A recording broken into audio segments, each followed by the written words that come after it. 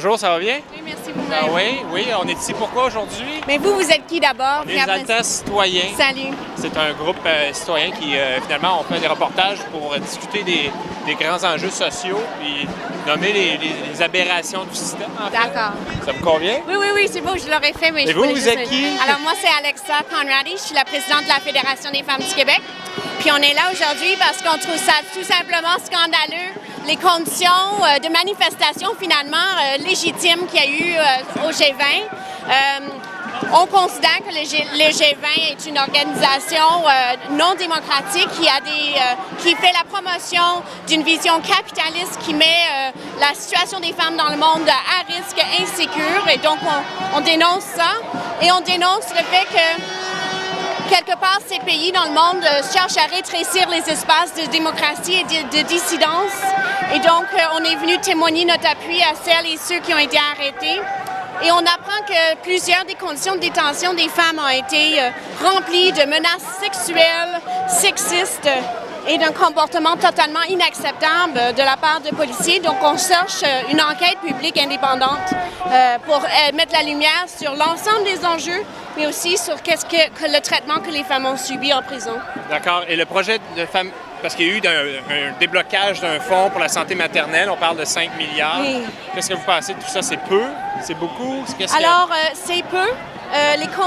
C'est beaucoup moins que les organisations internationales qui voulaient travailler là-dessus. C'est des milliards de moins que prévu, mais d'autant plus que le gouvernement canadien a décidé de ne pas inclure le droit à l'avortement dans les programmes. Et donc, c'est une façon, en fait, c'est une stratégie utilisée par le gouvernement conservateur qui a été déjà utilisée aux États-Unis pour éveiller la base anti-choix au Canada, pour qu'il fasse reculer ce droit ici.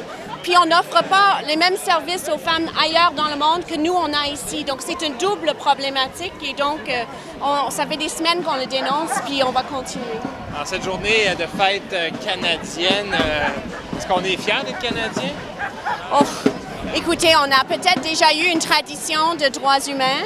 Puis aujourd'hui, sous le gouvernement Harper, on avait déjà les gouvernements qui étaient néolibéraux et capitalistes qui mettaient à mal la solidarité sociale, mais maintenant, on a une version autoritaire et c'est très inquiétant.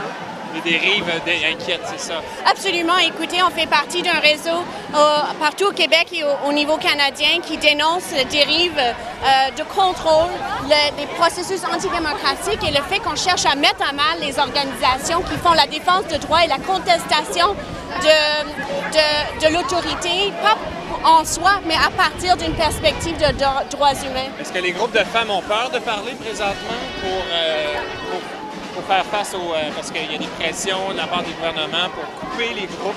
Ils coupent, en fait, ils ont déjà entamé ce processus-là en changeant les critères pour ne plus financer la défense de droits. Alors, un groupe comme le nôtre, la Fédération des femmes du Québec, c'est clair qu'on a des très grandes inquiétudes que ça pourrait nous arriver également. Mais en même temps, il y a des moments où il faut se lever puis dénoncer des moments dans l'histoire, finalement, qu'on ne peut pas leur laisser faire. Donc, les conséquences peuvent être importantes pour nous. En même temps, c'est une question de légitimité puis de droit et puis, en fait, de protéger quelque chose qui nous est cher. Donc, on va le faire, puis on verra plus tard, malheureusement, ça va être quoi les conséquences. Est-ce que vous avez des appuis au niveau de l'opposition, des différents partis d'opposition, ou c'est le silence total? À propos du financement?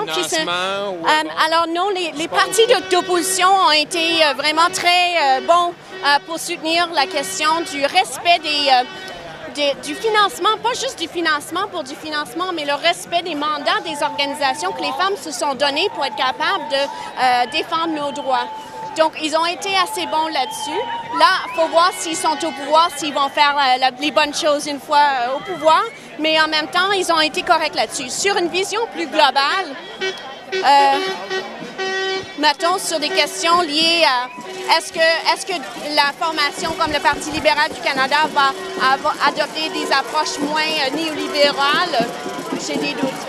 OK. Merci. Merci. C'est une bonne marche. Merci, vous aussi. Merci. Salut, au revoir.